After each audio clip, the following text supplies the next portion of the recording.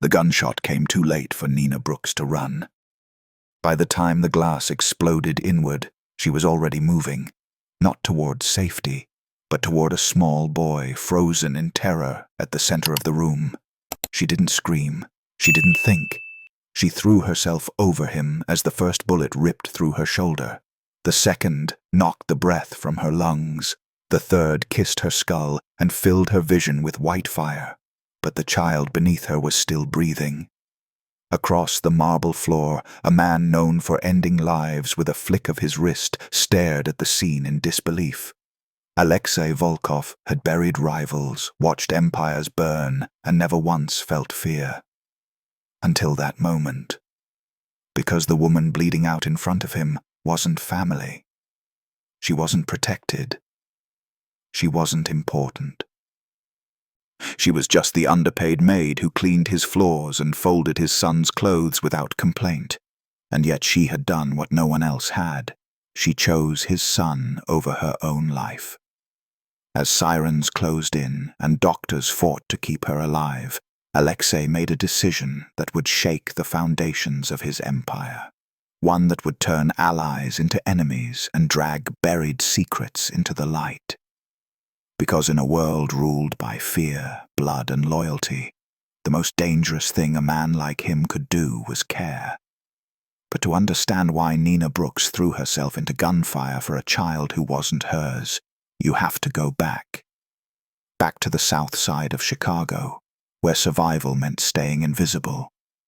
Back to the cramped apartment, where she learned that heroes don't get happy endings. They just get through another day. Back to when she was nobody. Nina had grown up in Englewood, one of Chicago's most unforgiving neighborhoods, where gunshots were background noise and hope was a luxury few could afford. Her mother died when Nina was 16, leaving her to raise her younger brother Marcus, who was only 8 at the time. Their father had disappeared years before, leaving nothing but debt and broken promises. She worked 3 jobs to keep Marcus fed, clothed, and in school. She cleaned office buildings on Michigan Avenue before dawn, waitressed at a diner in Bronzeville during lunch rushes, and stocked shelves at a 24-hour Walgreens until midnight. She slept 4 hours a night and never complained. By the time Marcus graduated high school and got into a technical program in Milwaukee, Nina was 29 years old, exhausted and broke. She'd spent 13 years making sure her brother had a future. Now it was time to figure out her own. That's when the job posting appeared. Nina sat in the back corner of a Greyhound bus headed west, watching the flat Midwest landscape blur into nothing. Everything she owned fit into 2 duffel bags, tucked beneath her seat. A phone with a cracked screen. $300 in cash.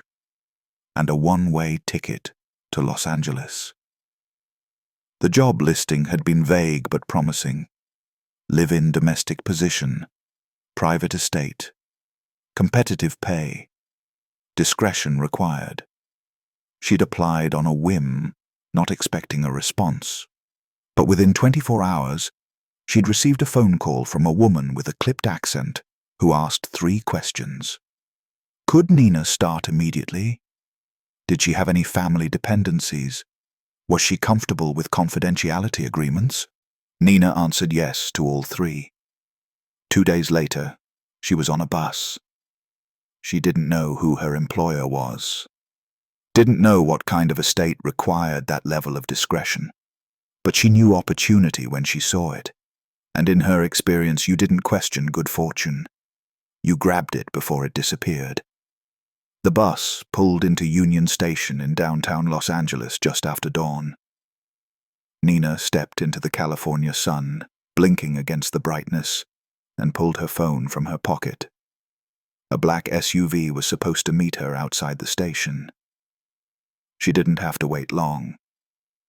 A sleek Mercedes pulled up to the curb, windows tinted so dark she couldn't see inside. The back door opened, and a man in a tailored suit stepped out.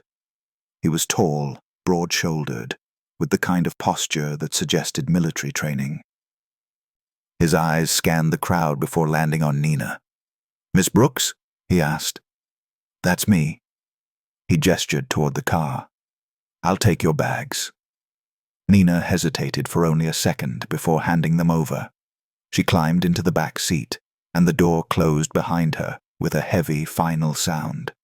The driver didn't speak. The man in the suit sat up front, occasionally murmuring into a phone in a language Nina didn't recognize. Russian, maybe. She'd heard enough of it in Chicago to know the rhythm. They drove north, leaving the chaos of downtown behind. The city gave way to sprawling suburbs, then winding canyon roads lined with towering palms and gates that stretched higher than any she'd ever seen. After 40 minutes, the SUV turned onto a private road. The gates opened automatically, revealing a long driveway that led to an estate so massive it didn't seem real.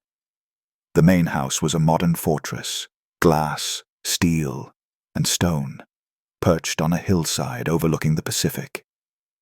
Manicured gardens stretched in every direction. A fountain stood in the center of the circular driveway, water cascading over polished marble. Nina had cleaned mansions before, but nothing like this. The SUV stopped at the front entrance.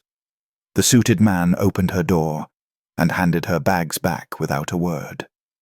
A woman in her 50s appeared at the top of the steps. Grey hair pulled into a tight bun, sharp eyes, no-nonsense expression. "You're late," the woman said. Nina glanced at her phone. She was 3 minutes early. "Sorry," Nina said anyway. The woman looked her up and down, unimpressed. "I'm Mrs. Volkov's former head of staff. You'll call me Irina. Follow me." Nina followed Irina through the front doors into a foyer that could have swallowed her entire Chicago apartment. Marble floors gleamed under crystal chandeliers. A staircase curved upward like something out of a movie. Irina didn't give her time to gawk. "You'll clean the main house, the guest wing, and the boys' quarters," Irina said, walking briskly down a hallway. "You'll prepare meals when the private chef is unavailable. You'll do laundry, organize closets, and maintain discretion at all times. Do you understand?" "Yes, ma'am." "You do not speak to Mr. Volkov unless spoken to. You do not ask questions. You do not enter his office or his private quarters under any circumstances. If you see something, you forget it. If you hear something, you forget it. Are we clear?" Nina nodded. Irina stopped in front of a door at the far end of the house and pushed it open. Inside was a small but clean bedroom. Single bed, dresser, private bathroom. A window overlooked the garden. "This is yours," Irina said. "You'll start at 6 a.m. tomorrow. Uniforms are in the closet." Then she left. Nina stood alone in the quiet room, her duffel bags still in her hands. She set them down slowly, crossed to the window, and looked out at the sprawling estate. For the first time in years, she felt the strange, unsettling sensation of being somewhere she didn't belong. But she'd been invisible her whole life. She could do it here too. The next morning, Nina woke before dawn. She dressed in the provided uniform, a simple black dress with a white apron, and tied her hair back. By the time the sun rose, she was already moving through the house with practiced efficiency. She learned the rhythms quickly. Mr. Volkov left early and returned late. Irina managed the household with military precision. The other staff, a cook, a gardener, 2 security guards, kept to themselves. And then there was Leo. Nina first saw him on her 3rd day. She was dusting the library when she heard a soft sound. A shuffle, like small feet on hardwood. She turned and saw a boy standing in the doorway. He was small for 7, with dark hair and eyes that seemed too old for his face. He wore pajamas, even though it was nearly noon. He didn't speak. He just stood there, watching her. "Hi," Nina said gently. The boy didn't respond. "I'm Nina. I work here now." Still nothing. Nina smiled and went back to dusting. After a moment, the boy stepped into the room, moving along the edges like he was trying not to be noticed.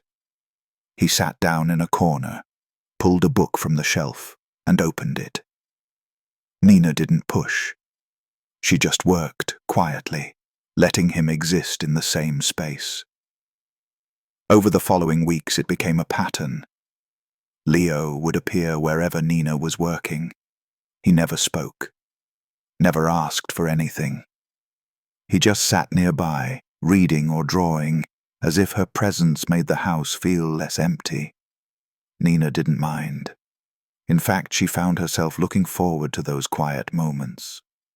The boy reminded her of Marcus at that age, watchful, scared, trying to make sense of a world that didn't make sense. One afternoon, while Nina was folding laundry in the sitting room, Leo appeared with a drawing. He held it out to her without a word. It was a picture of a woman and a small boy standing in a garden, and the woman had her hand on the boy's shoulder. "Is this us?" Nina asked softly. Leo nodded. Nina's chest tightened. "It's beautiful. Can I keep it?" Another nod. She tucked the drawing into her apron pocket and smiled. "Thank you, Leo." For the first time, the boy smiled back. Just a flicker, barely there. But it was something. And Nina realized she wasn't just working here anymore. She was staying for him. Alexei Volkov was not a man who believed in second chances. He believed in control, in power, in the kind of fear that made men bow without being asked. He'd built an empire on the West Coast through calculated ruthlessness, smuggling, real estate, political influence, and enterprises that existed in the shadows where law enforcement didn't dare to look. He had enemies, dozens of them. Some wanted his territory, others wanted revenge.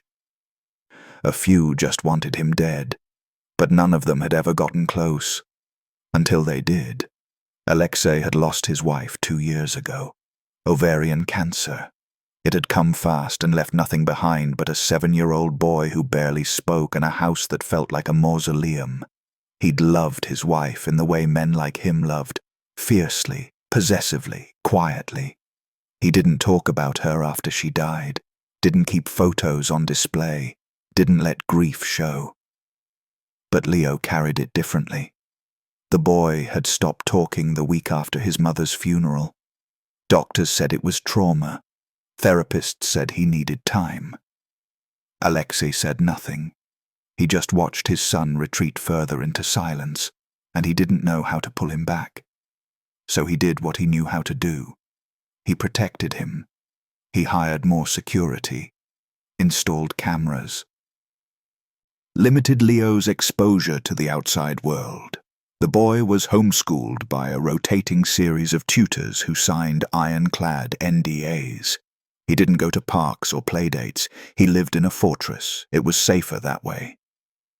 But safety, Alexei was learning, wasn't the same as healing. He saw it in the way Leo flinched at loud noises, the way he hid under tables during arguments, the way he stared out windows like he was waiting for something terrible to happen. Alexei didn't know how to fix it, so he focused on what he could control, his empire. But control, he would soon learn, was an illusion. Nina had been working at the estate for 6 weeks when she first saw Alexei Volkov up close. It was late afternoon. She was in the kitchen, preparing a simple dinner for Leo. Mac and cheese, carrot sticks, apple slices. The cook had the day off, and Irina had made it clear that Nina was expected to handle meals when needed. She heard footsteps behind her, and turned. Alexei stood in the doorway, still wearing his suit from whatever meeting he'd just come from. He was tall, broad-shouldered, with sharp features and eyes that looked like they could see straight through you. His presence filled the room in a way that made Nina's instincts scream danger, but she held her ground. "Mr. Volkov," she said politely. He didn't respond right away. He just looked at her, studied her, really, like he was trying to figure out if she was a threat. "You're the new maid," he said finally. His voice was low, accented, controlled. "Yes, sir." "You've been here 6 weeks." "Yes, sir." "And you haven't quit." Nina blinked. "Should I have?" A flicker of something crossed his face. Amusement, maybe. "Most don't last a month." "I'm not most people." Alexei's gaze sharpened. For a moment, Nina thought she'd said the wrong thing. But then he nodded, almost imperceptibly, and turned to leave. "Leo eats dinner at 6, he said without looking back. "He likes the crusts cut off his sandwiches." Then he was gone. Nina exhaled slowly, her heart still pounding. She'd just spoken to one of the most dangerous men on the West Coast, and somehow, she was still alive. Over the next few weeks, Nina began to notice patterns. Alexei was always working, always on the phone, always in meetings, always moving. But every evening, without fail, he checked on Leo. He didn't say much. He'd stand in the doorway of Leo's room, watch the boy read or draw for a few minutes, then leave. It was the closest thing to affection Nina had ever seen from him, and it broke her heart, because she could see what Alexei couldn't or wouldn't admit. He was terrified of losing his son the way he'd lost his wife, terrified of failing to protect the one person who mattered, terrified of the cracks forming in the armor he'd built around his life. Nina understood that kind of fear. She'd lived it for 13 years, raising Marcus in a neighborhood where every day could be the last. She knew what it was like to love someone so much that you'd burn the world down to keep them safe. But she also knew that fear could trap you. And Leo was trapped. One evening, while Nina was reading to Leo in the sitting room, Alexei appeared in the doorway. He didn't interrupt. He just stood there, listening. Nina was reading from a book about a boy who built a rocket ship and flew to the moon. Leo was curled up beside her, his head resting against her arm. When she finished the chapter, Leo whispered, "Again." It was the first word Nina had heard him speak. Her breath caught. She glanced at Alexei, who stood frozen in the doorway, staring at his son like he'd just witnessed a miracle. "Okay," Nina said softly. "Again." She read the chapter again, and then again, and by the time Leo fell asleep against her shoulder, Alexei was gone. But the next morning, there was an envelope on Nina's dresser. Inside was a handwritten note. "Thank you." No signature, no explanation. But Nina understood. For the first time since she'd arrived, she wasn't just the invisible maid. She was seen. The attack came on a Tuesday afternoon. Nina was in the sitting room with Leo, working on a puzzle. The boy had been talking more lately. Short sentences, quiet observations, small requests. It wasn't much, but it was progress. Alexei was in his office behind closed doors.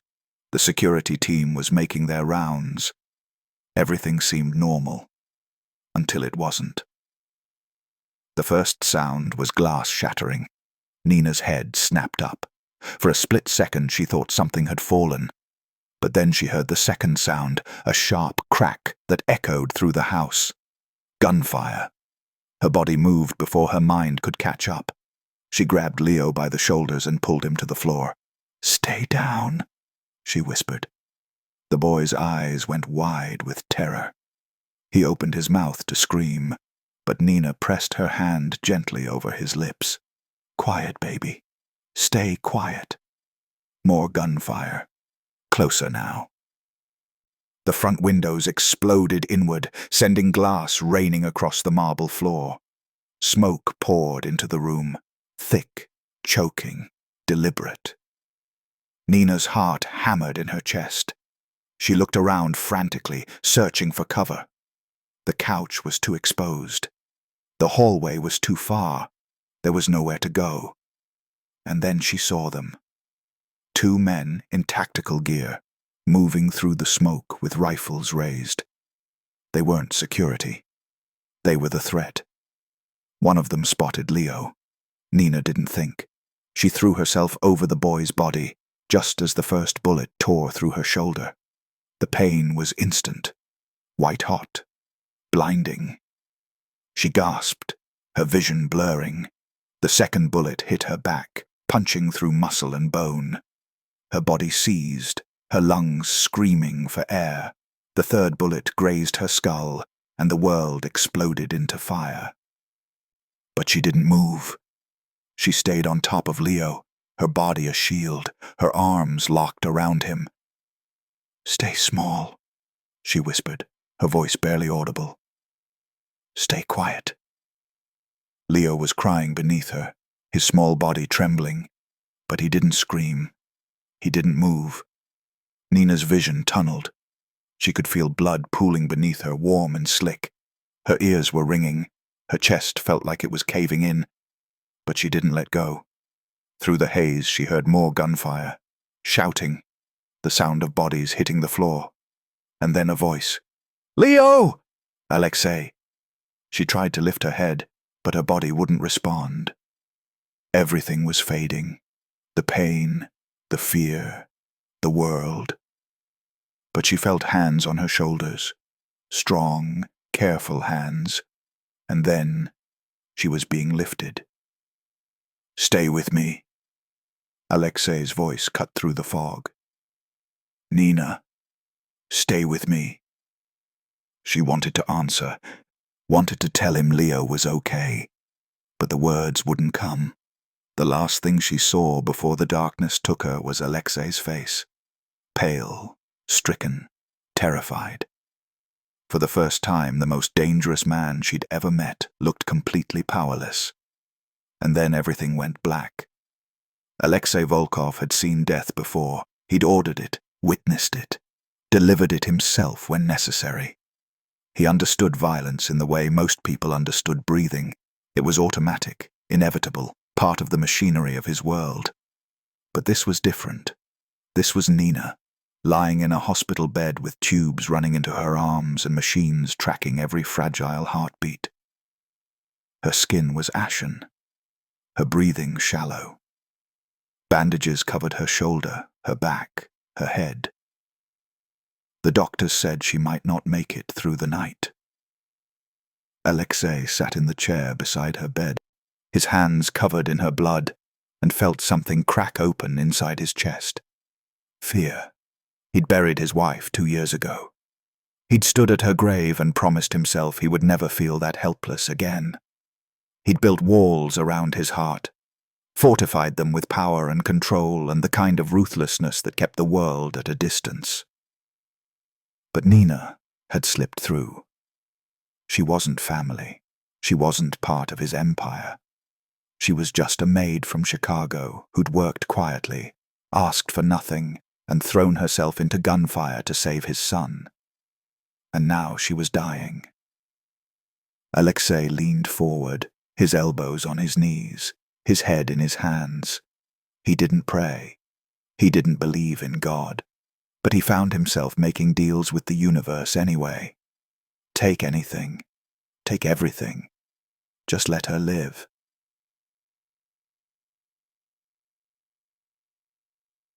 Leo was safe. That was the first thing Alexei had confirmed after the attack. The boy was shaken, terrified, but unharmed. Not a scratch on him. Because Nina had covered him. The security footage showed everything. Nina grabbing Leo, pulling him to the floor, shielding him with her body as bullets tore through the room. She didn't hesitate, didn't flinch, didn't run. She just stayed. Alexei had watched the footage 3 times, and each time his chest tightened until he couldn't breathe. His own men had been caught off guard. The attackers had breached the perimeter with precision. Inside knowledge, careful planning, professional execution. 2 of Alexei's security team were dead, 3 more injured. But Nina, the underpaid maid with no training and no reason to risk her life, had done what none of them could. She'd saved his son. The hospital was a private facility in Malibu, guarded by Alexei's men. No press, no police reports. Just doctors working around the clock to keep Nina alive. Alexei cancelled every meeting, ignored every call. His empire could burn for all he cared. He wasn't leaving this room. By the second day, his lieutenants started showing up. Victor, his head of security, Dmitri, his financial officer, Yuri, his second-in-command. They stood in the hallway outside Nina's room, speaking in low voices. "Boss, we need to discuss the breach," Victor said. Alexei didn't look up. "Not now." "Boss, this was coordinated. Someone on the inside." "I said not now." Yuri stepped forward, his expression grim. "Alexei, we need you. The organization can wait." Silence. Yuri exchanged a glance with Victor. "She's just a maid." Alexei's head snapped up, his eyes cold and lethal. "Say that again." Yuri hesitated. "I didn't mean—" "She took 3 bullets for my son.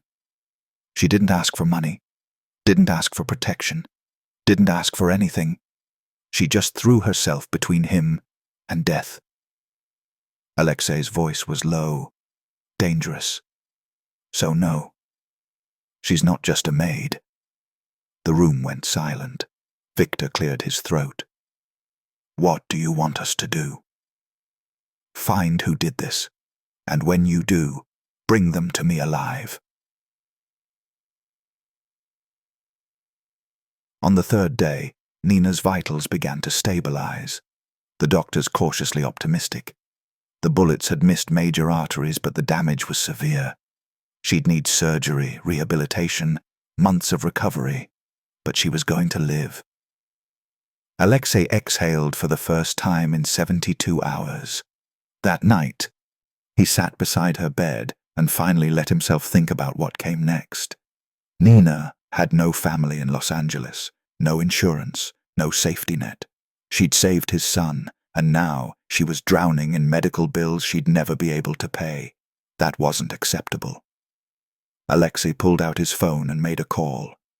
"Get me the best trauma surgeon in the country, I don't care what it costs, and pull her medical debt, all of it. I want it erased." "Understood," came the response. He ended the call and looked at Nina's still form. She'd given everything for Leo. He would make sure she never wanted for anything again. Nina woke on the 4th day. Her eyelids fluttered open and she stared at the ceiling, disoriented. Everything hurt. Her shoulder, her back, her head. Even breathing was agony. "Easy." She turned her head slowly and saw Alexei sitting beside her bed. He looked exhausted, suit wrinkled, tie gone, dark circles under his eyes. "Leo," she whispered, her voice hoarse. "He's safe." Relief flooded through her, so overwhelming she felt tears prick her eyes. "You saved him," Alexei said quietly. "Why?" Nina blinked at him, confused by the question. "He's a child." "He's not your child." "Doesn't matter." Alexei stared at her, and for a moment, she thought she saw something flicker in his eyes. Something raw, something human. "Most people would have run," he said. Nina managed a weak smile. "I'm not most people." Alexei's jaw tightened. He leaned forward, his voice low and deliberate. "You're under my protection now. Anyone who touches you answers to me. Understand?" Nina frowned. You don't have a choice." His tone left no room for argument. You're Volkov family now." Before Nina could respond, the door opened and a nurse stepped in. Alexei stood, straightened his suit, and walked out without another word. Nina lay there, staring at the ceiling, trying to make sense of what had just happened. She'd come to Los Angeles for a paycheck. Now she was part of a world she didn't understand, and she had no idea if that was a blessing or a curse. Alexei called a meeting the morning Nina was discharged from the hospital.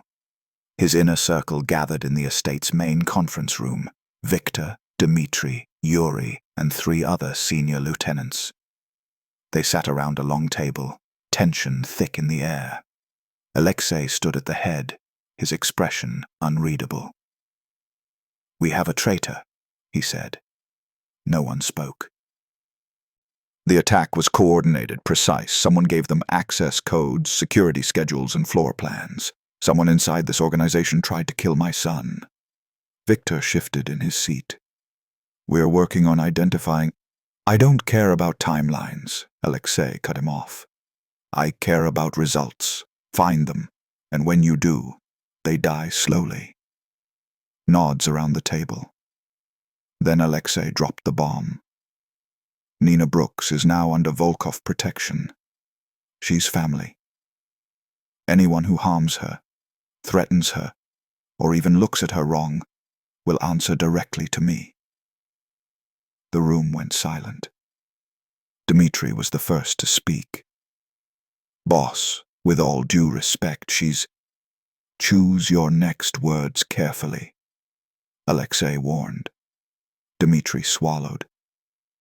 "She's a civilian. Bringing her into the fold puts a target on her back. She already has a target on her back. She saved my son. That makes her leverage to anyone who wants to hurt me." Yuri leaned forward. "So you're making it official? You're telling the world she matters?" "Yes." "That's a dangerous move. Everything I do is dangerous." Alexei's gaze swept the room. "But this is not a discussion. This is an order. Nina Brooks is Volkov family. Spread the word. Make sure everyone knows." The men exchanged uneasy glances, but no one argued further. Alexei dismissed them with a wave of his hand. As they filed out, Victor lingered. "Boss," he said quietly, "this is going to create problems." "I know. Enemies will see it as weakness. Let them." Victor hesitated. "And if someone inside tries to use her against you?" Alexei's expression went cold. "Then I'll burn this entire organization to the ground." Nina returned to the estate a week later. She moved slowly, still recovering, her body wrapped in bandages and her arm in a sling. Irina had prepared her room, and a private nurse had been hired to monitor her progress. But the moment Nina stepped through the front doors, she knew something had changed. The staff looked at her differently. Security nodded as she passed.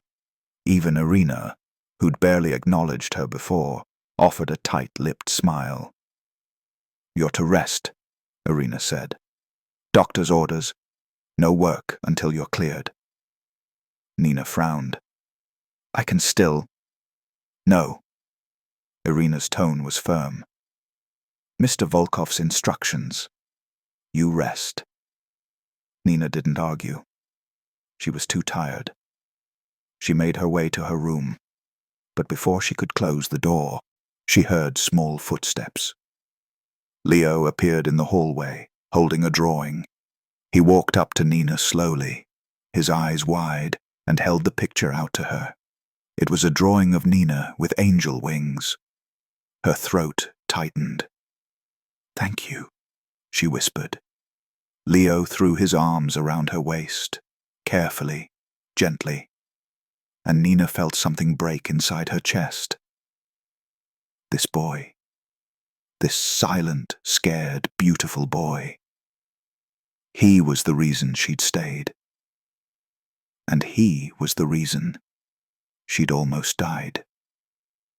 Over Leo's shoulder, Nina saw Alexei standing at the end of the hall, watching them. Their eyes met.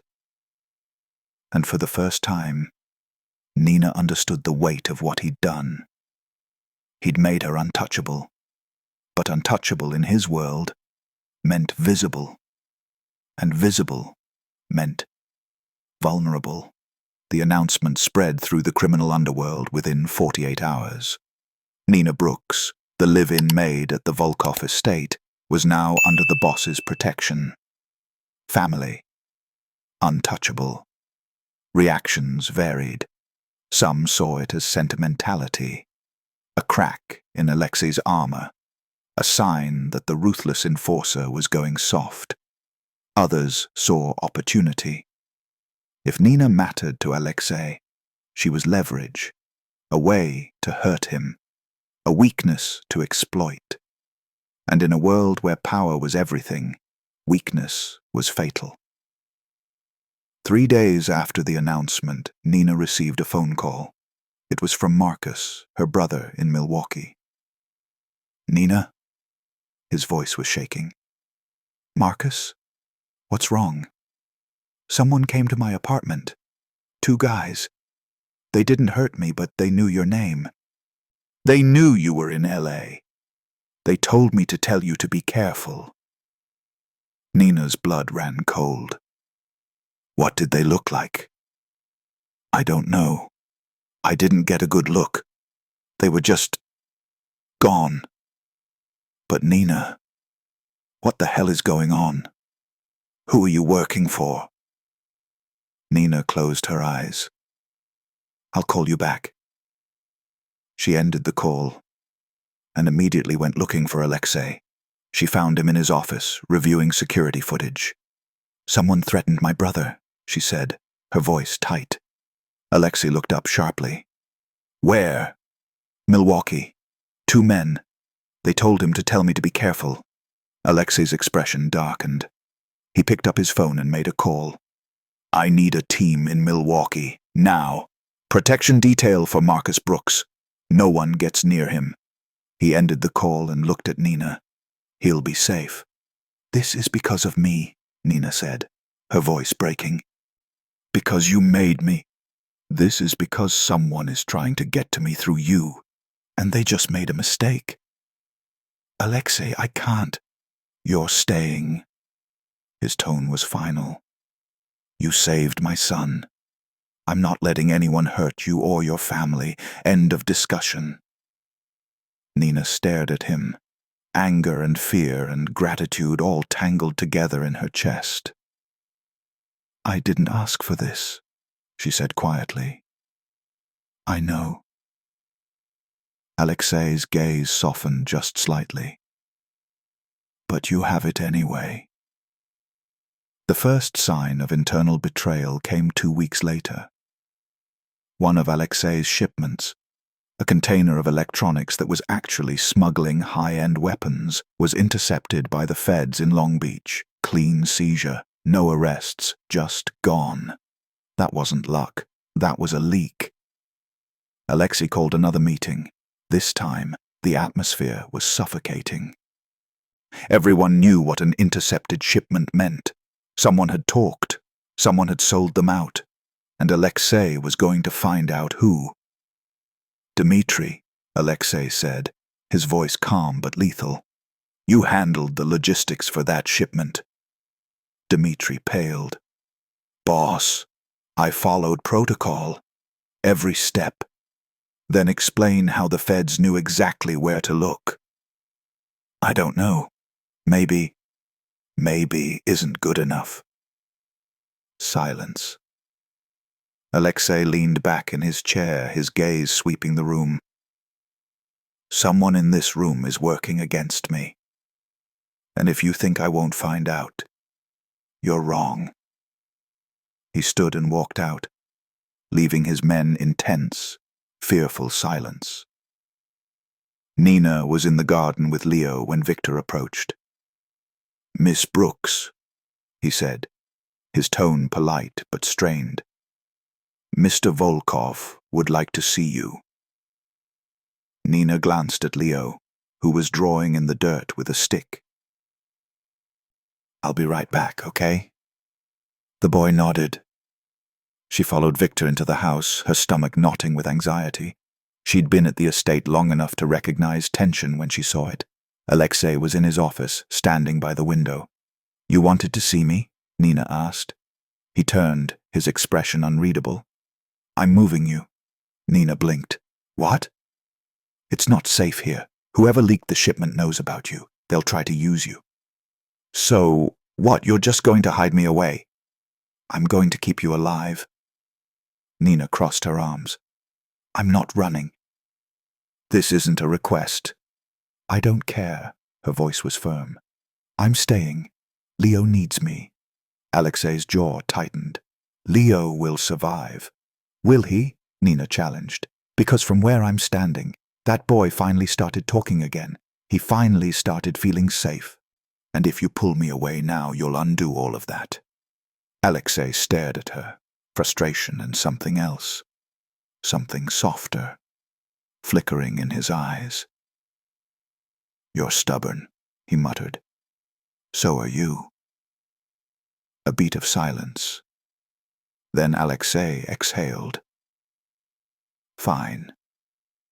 But you don't go anywhere without security. And if I tell you to move, you move. Understood?" Nina nodded. "Understood." Alexei looked at her for a long moment, and Nina could feel the weight of everything unsaid between them. "Why did you really stay?" he asked quietly. Nina met his gaze. "Because someone had to care." Something in Alexei's expression shifted, softened just for a second. Then he turned back to the window, dismissing her without another word. That night, Nina couldn't sleep. She kept thinking about Marcus, about the men who'd threatened him, about the shipment, the leak, the growing sense that danger was closing in from all sides. She got out of bed and walked through the quiet house, her footsteps soft on the marble floors. She found Alexei in the library, sitting in the dark with a glass of whiskey. "Can't sleep?" he asked without looking up. "No." Nina sat down across from him. "Can you?" "Never." They sat in silence for a while, the weight of the estate pressing down around them. "Do you regret it?" Nina asked finally. "Making me part of this?" Alexei looked at her, his gaze steady. "No." "Even if it puts me in danger?" "You were already in danger the moment you stepped into this house.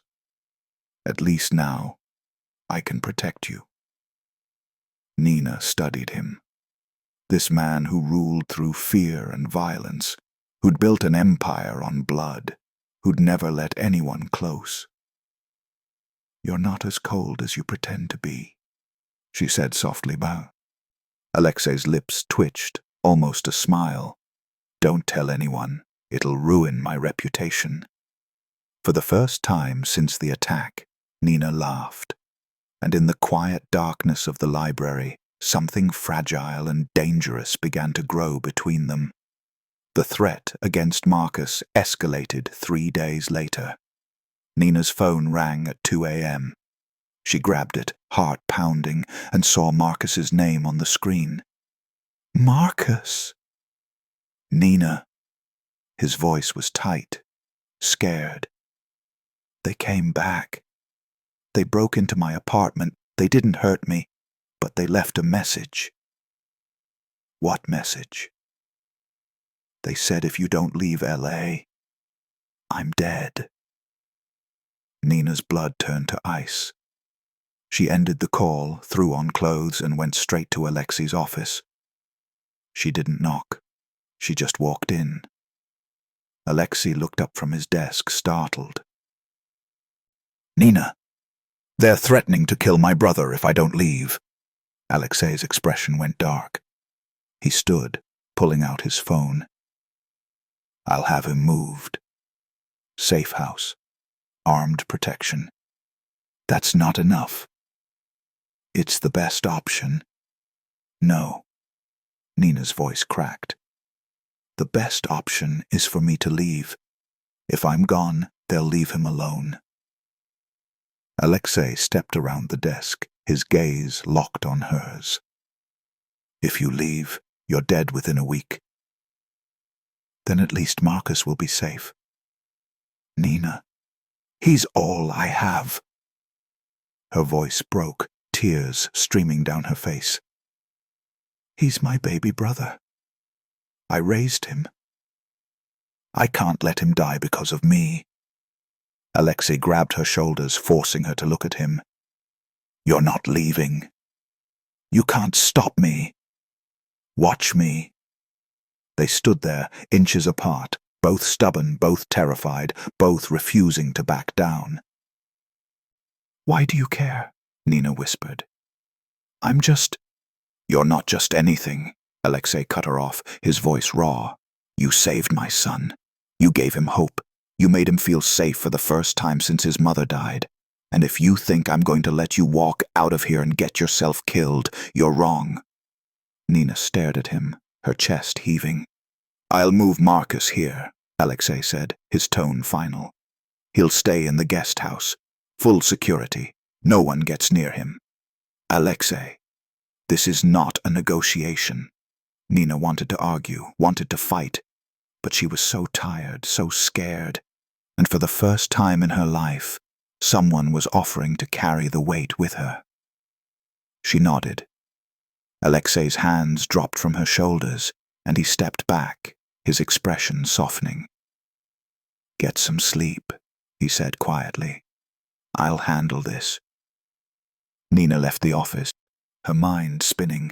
She didn't know if she was making the right choice, but she knew she wasn't alone anymore. Marcus arrived 2 days later. He was 21, tall and lanky, with the same wary eyes Nina had. He stepped out of the SUV and stared at the estate like he'd just landed on another planet. Nina ran to him, throwing her arms around his neck. You're okay, she whispered. What the hell is this place? Marcus muttered. Nina pulled back, smiling through tears. It's complicated. Marcus looked past her and saw Alexei standing on the steps. Arms crossed, expression unreadable. That's your boss? Marcus asked. Yeah. He looks like he kills people for fun. He does. Marcus's eyes went wide. Nina laughed and pulled him toward the house. Come on. I'll explain everything. Over the next week, Marcus settled into the guest house. He was cautious at first, barely speaking to anyone, but Leo, curious as always, broke through his defenses. Nina found them one afternoon in the garden. Leo was showing Marcus his drawings, and Marcus was nodding along, genuinely interested. You're good at this, kid, Marcus said. Leo beamed. Nina's heart swelled. This strange, cobbled-together family was more than she'd ever hoped for, but she knew it was fragile, and fragile things broke easily. The traitor revealed himself 3 days later. Alexei had been running surveillance, tracking communication patterns, analyzing financial records, and finally, he found the thread. Dmitri, his financial officer, a man he'd trusted for years. Alexei called Victor into his office. Bring me Dmitri, he said coldly. Alive. Victor nodded and left. 2 hours later, Dmitri was dragged into Alexei's office, bloodied and terrified. Alexei stood, walked around his desk, and looked down at the man who'd betrayed him. Why? Alexei asked. Dmitri spat blood onto the floor. You're weak, protecting a maid, bringing civilians into the organization. You've lost your edge. Alexei crouched down, his voice low and lethal. I protected her because she saved my son, something you would never understand, because you're not loyal. You're not family. You're just a parasite." He stood and nodded to Victor. "Make an example of him." Dmitri was dragged out, screaming. Alexei didn't watch. He just sat back down at his desk and poured himself a drink. The empire was secure, but the cost was blood. It always was. The retaliation came swiftly. Dmitri had been working with a rival organization, the Kozlov family, a brutal crew out of San Francisco that had been gunning for Alexei's territory for years. With Dmitri exposed and executed, the Kozlovs knew their window was closing, so they struck. 3 of Alexei's warehouses were hit in a single night. Fires, explosions, millions in losses. But Alexei didn't flinch. He'd been expecting this. "Gather everyone," he told Victor. "Every soldier, every lieutenant, every asset we have. We end this tonight." Nina watched from the estate as SUVs rolled out, one after another, filled with armed men. She stood on the balcony, her heart pounding, knowing that Alexei was walking into a war. Leo appeared beside her, his small hand slipping into hers. "Is Papa coming back?" he asked quietly. Nina squeezed his hand. "Yes, he always does." But even as she said it, she wasn't sure if she believed it. The confrontation happened in a warehouse district south of downtown Los Angeles. Alexei's men moved with precision, surrounding the Kozlov stronghold. No negotiations, no warnings, just war. Gunfire erupted. Explosions shook the ground. Men fell on both sides. Alexei moved through the chaos like a force of nature, cold and relentless. He found Viktor Kozlov, the head of the family, barricaded in an office.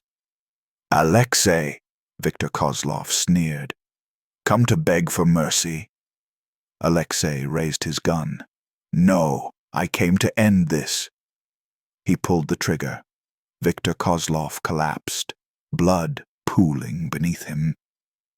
Alexei turned and walked out without looking back. By dawn, the Kozlov family was finished, but the cost was heavy. 4 of Alexei's men were dead, 6 more injured, and Alexei returned to the estate covered in blood that wasn't his. Nina was waiting for him in the foyer when he walked in. She took one look at him, exhausted, bloodied, hollow-eyed, and her breath caught. "Are you hurt?" she asked. "No." "Alexei." "I'm fine." But he wasn't fine. Nina could see it in the way his hands shook, the way his shoulders sagged, the way he couldn't quite meet her eyes. She crossed the room, took his hand, and led him upstairs. "You need to clean up," she said gently. Alexei didn't argue. Nina ran a bath, helped him out of his blood-soaked clothes, and left him alone to wash. When he emerged 20 minutes later, he looked more human, tired but human. Nina was sitting on the edge of his bed, waiting. "You don't have to stay," Alexei said quietly. "I know. This life, it's not going to get easier. I know that too." Alexei sat down beside her, his shoulders heavy. "I killed people tonight. I know. And it doesn't bother you?" Nina turned to look at him. "You protected your family. That's what you do." Alexei stared at her, and for the first time, the walls he'd built around himself crumbled completely. "I don't deserve you," he whispered.